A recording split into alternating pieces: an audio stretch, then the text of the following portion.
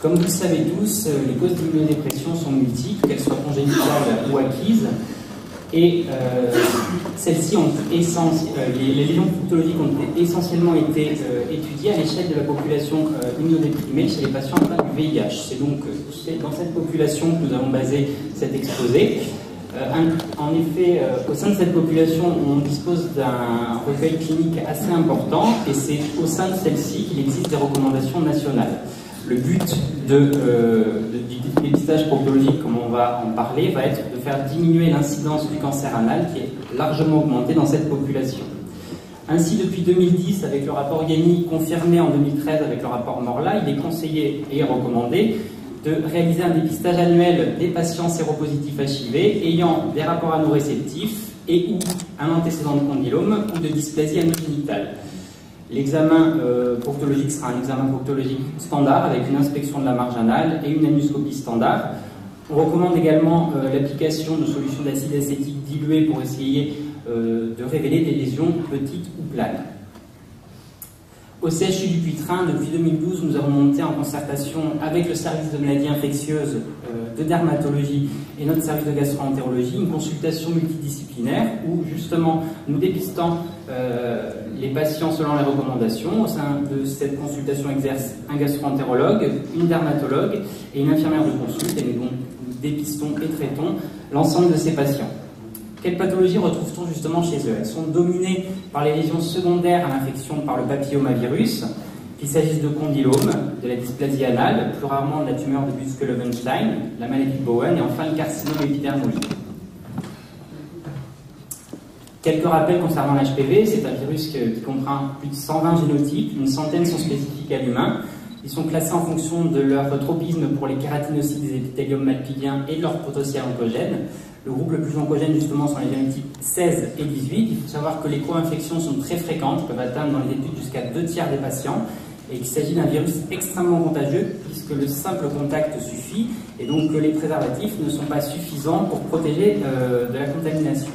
Contamination qui s'effectue essentiellement au cours des premiers rapports sexuels. L'acquérance spontanée du virus est largement diminuée chez la personne immunodéprimée, raison pour laquelle celle-ci est exposée plus longtemps à l'HPV et aux dégâts qu'il pourra causer. Dans les grandes études, on retrouve effectivement un taux de prévalence de l'HPV chez la personne immunodéprimée liée au VIH extrêmement élevé, près de 80% des femmes et presque 100% des homosexuels masculins. Les condylomes correspondent en fait à la lésion visible de l'HPV. Ils peuvent être végétants ou plans, de plus ou moins grande taille. Ils touchent la marge anale comme le canal anal et ils sont souvent associés ensemble. Sur ces premières images, on voit bien une condylomatose profuse périanale sur la photo de gauche et à droite une invasion intracanalaire. Voici un condylome végétant intracanalaire postérieur. Ici un autre exemple de condylomatose périanale profuse et une autre photo de condylomatose intracanalaire, toutes les photos ayant été prises justement à cette consultation. Le plus souvent, ils sont asymptomatiques. Ils le deviennent quand ils sont volumineux, car ils peuvent être à l'origine de suintements, de rectorragie, parfois de douleurs, et ils sont dans un nombre important de cas associés à de la dysplasie. Au sein d'une grande cohorte parisienne menée par Laurent Abramovitz à l'hôpital Bichat, sur 473 patients dépistés, près d'un quart étaient porteurs de condylome, et dans la majorité des cas, il s'agissait de patients homosexuels masculins. Quels étaient les facteurs de risque indépendants retrouvés en analyse multivariée? Il s'agissait pour tous des rapports anaux et plus spécifiquement chez la personne homosexuelle masculine d'antécédents de condylome et d'un grand nombre de partenaires et de rapports sexuels.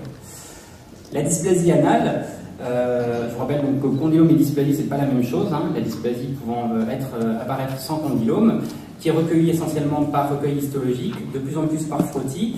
À l'échelle de la population VIH en entier, le taux de dysplasie est très important, puisque dans les études, il peut atteindre jusqu'à 70%. Ces différences entre 40 et 70% s'expliquant par la méthode de recueil qui est utilisée au cours des études, qu'il s'agit soit du frottis, soit du recueil histologique. Et au sein de ces études, la dysplasie sévère, qui correspond donc à la IN3, pouvait atteindre des taux de près d'un quart de la population homosexuelle, 18% des hétérosexuels masculins et 9% des femmes. Il y a donc une vraie différence par rapport à la population immunocompétente porteuse de l'HPV. Les traitements de la dysplasie et du condylome, plusieurs techniques sont possibles. Elles vont dépendre d'une part de la disponibilité du matériel et d'autre part de la localisation de la taille et de la localisation des lésions. Elles peuvent aller de la crème antivirale comme l'Aldara, en passant par la cryothérapie, le bistouri électrique, le laser CO2, voire la chirurgie dans certains cas. Vous avez ici des exemples de laser sur la photo du haut et de cryothérapie sur la photo du bas. Bien entendu, quand on trouve ce type de lésions, qui sont des lésions sexuellement transmissibles, il faudra d'une part proposer un dépistage du ou des partenaires et rechercher d'autres localisations du virus, qu'il s'agisse des organes génitaux externes, comme on le voit en haut à droite, de la bouche, on n'y pense pas souvent, et des grandes lèvres et du vagin. Bien sûr, chez toutes les femmes, il faut les adresser au gynéco pour qu'un frottis cervico-vaginal soit réalisé pour chercher de la dysplasie au niveau du col.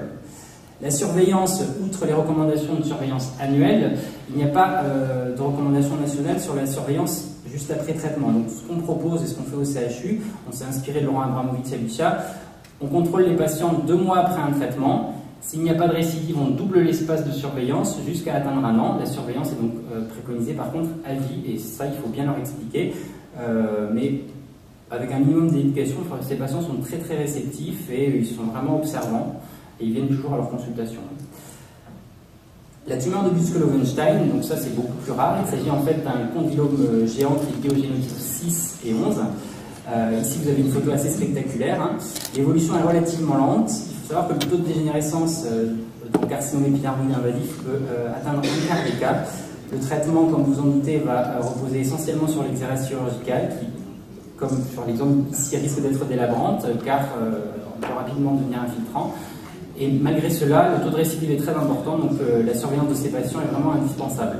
Alors, on se demande souvent comment un patient peut attendre tellement de temps avant de venir nous voir. Alors, d'une part, il y a c'est souvent le cas, ils sont très pudiques et ils n'osent pas venir. Ils incomptent ça aux hémorroïdes jusqu'à ce que ça devienne douloureux, sointant et hémorragique. Et finalement, ils finissent par venir. Donc, ce patient n'a pas encore été opéré, mais il va l'être prochainement. La maladie de Bowen correspond en fait à une dysplasie sévère en zone cutanée intraépidermique. Elle est en relation essentiellement avec les génotypes 16 et 18. La présentation est assez polymorphe, la localisation anale étant pas la plus fréquente pour la maladie de Bowen. Elle peut donner des petites lésions rosées, prurigineuses, ou de véritables placards kératosiques. Le risque évolutif est vers le carcinome épidermoïde infiltrant, qui nécessite donc des exérèses locales itératives et une surveillance très importante, car le taux de récidive dépasse 30% à 1 an. Le cancer épidermoïde est donc la maladie qu'on cherche à éviter absolument en dépistant ces patients. Il faut savoir que c'est un cancer qui reste relativement rare à l'échelle de la population générale, avec 1,5 cas pour 100 000 personnes par an. Il est multiplié par 30 à l'échelle de l'ensemble de la population immunodéprimée par le VIH et par près de 100 chez l'homosexuel masculin immunodéprimé. L'âge de diagnostic est plus précoce, aux alentours de 45 ans, et il touche essentiellement le canal anal. Ainsi, toute lésion ulcéro-bourgeonnante de l'immunodéprimé au sein de la marge ou du canal anal doit être considérée comme un carcinome épidermoïde jusqu'à preuve du contraire et doit être donc biopsiée. Le bilan d'extension et la prise en charge ne vont pas différer de la personne immunocompétente. Elles vont reposer d'une part sur le bilan d'extension loco-régional avec une écho-endoscopie, une IRM pelvienne et canal anal, puis un bilan d'extension à distance avec un scan TAP, un TEP scan, un marqueur STC initial. Le traitement sera le même, il sera conservateur avec une radiothérapie, plus ou moins une chimiothérapie en fonction du bilan d'extension. Il faut savoir que le VIH n'est donc pas un facteur péjoratif sur l'évolution de ce cancer. Quels autres cancers peut-on retrouver chez la personne immunodéprimée? Il s'agit essentiellement de terrains extrêmement immunodéprimés dans la population VIH avec des CD4 inférieurs à 100. On retrouve ainsi les lymphomes malins monoscliniens qui sont pour la plupart EBV induits. Ils sont de type B, extraganglionnaires, à l'origine de lésions souvent volumineuses et ulcérées, pseudopolypoïdes. Le diagnostic reposera sur une preuve histologique. Le traitement, outre la restauration immune, va reposer sur des chimiothérapies type CHOP. La maladie de Kaposi, qu'on appelait avant sarcome de Kaposi, qui survient également sur un terrain fortement immunodéprimé. Elle est en relation également avec un autre virus qui est l'HHV8, qui est une IST, qui donne ces nodules rouges-violacés, mal limités, parfois indolores, qui peuvent être plus ou moins infiltrants et plus ou moins volumineux. Le diagnostic est histologique. Le traitement reposera également sur la restauration immune. Quand il y a un faible volume, on pourra proposer en plus une cryochirurgie. Et dans les forts volumes ou les grandes invasions, on proposera une chimiothérapie type bléomycine. La pathologie hémorroïdaire et fissuraire n'a quant à elle pas de surrisque par rapport à la population générale et n'a aucune spécificité particulière. Je ne vais donc pas la détailler. Les IST en dehors de l'HPV, il faut savoir qu'elles ne sont pas plus fréquentes, en revanche, elles sont souvent plus bruyantes, plus sévères, et dans les maladies récurrentes, la fréquence augmente. Elles se retrouvent essentiellement chez la personne homosexuelle, et il faut faire attention qu'il y a souvent des polycontaminations. Il faut donc reconnaître facilement, pour les traiter le plus vite possible, Les poussées d'herpès, qui sont essentiellement liées au HSV2, qui donnent ces petites ulcérations douloureuses périanales. On voit rarement les vésicules au diagnostic, elles sont parfois associées à un petit fébricule. Le diagnostic, outre la clinique, reposera sur un écouvillon local et une technique ELISA. Le traitement de la primo-infection sur du valacyclovir 1 g x 2 pendant 10 jours et 5 jours pendant les récurrences, le traitement devant être administré le plus tôt possible pour avoir une chance de réduire la durée d'évolution de la poussée. Ces petits nodules blanchâtres qui peuvent mimer des condylomes correspondent en fait à des mollusca contagiosa qui sont liés à un poxvirus, qui est un virus très contagieux. L'histologie est ainsi conseillée lors de la première poussée pour faire le diagnostic différentiel avec les condylomes, mais également avec des cryptococoses. Le traitement va reposer soit sur un curetage des lésions dont elles sont peu nombreuses, soit on peut proposer également des nouvelles thérapeutiques par pommade, type Molutrex, pour faire disparaître les lésions. Les gonocoques qui donnent des écoulements anneaux purulents avec une muqueuse subnormale à l'anoscopie. Le diagnostic reposera sur un écouvillon et une culture et le traitement sur une injection de procéphine. La LGV, lymphogranulomatose vénérienne, ou maladie de Nicolas Favre, qui est liée au chlamydia trachomatis, qui donne ces rectites érythémateuses qui peuvent mimer une Niki, qui peuvent être associées à une fièvre, des adénopathies. Le diagnostic reposera sur un écouvillon et une PCR, et le traitement sur 3 semaines de doxycycline. La syphilis, où on reconnaît parfaitement ici un chancre syphilitique, souvent associé au préfet de laine. Le diagnostic reposera sur une sérologie TPH-AVDRL et le traitement sur l'injection d'expansiline quand elle est encore disponible. Le CNV, qui donne des ulcérations plus ou moins grandes mais souvent douloureuses. Le diagnostic reposera sur une biopsie et un immunomarquage. Le traitement sur du ganciclovir, parfois le Foscarnet. Les mycoses, qui peuvent être d'étendue très vaste chez la personne immunodéprimée, comme on le voit sur la photo, qui donnent ces vastes plages érythémateuses suintantes d'une coloration rouge sombre avec des bords bien limités, souvent en miroir. Le traitement, quand le volume n'est pas trop important, pourra reposer sur des antifongiques locaux, mais la plupart du temps, comme c'est le cas sur la photo, on aura recours à un traitement par voie générale. Il existe de nombreuses autres infections de la sphère anale chez la patiente immunodéprimée, comme la cryptococose, la tuberculose, comme on le voit sur la photo, il s'agit en fait d'une fistule tuberculeuse chronique, les Sposoporobellae, les cryptosporidioses, les ulcérations propres au VIH. Je ne suis pas exhaustif, il existe d'autres types d'infections, mais qui sont beaucoup plus rares. Donc en conclusion, on peut dire que les lésions anales précancéreuses sont fréquentes dans la population immunodéprimée par le VIH. Elles sont majoritairement secondaires au virus HPV. D'où la question qui se pose, existe-t-il un intérêt à proposer une vaccination systématique des adolescents, quel que soit leur sexe, ce qui n'est pas le cas actuellement. L'examen proctologique annuel est recommandé à vie chez ces patients. Il existe probablement une indication à l'étendre aux patients sous immunosuppresseurs au long cours, tels que les patients greffés, ce qui n'est pas actuellement le cas.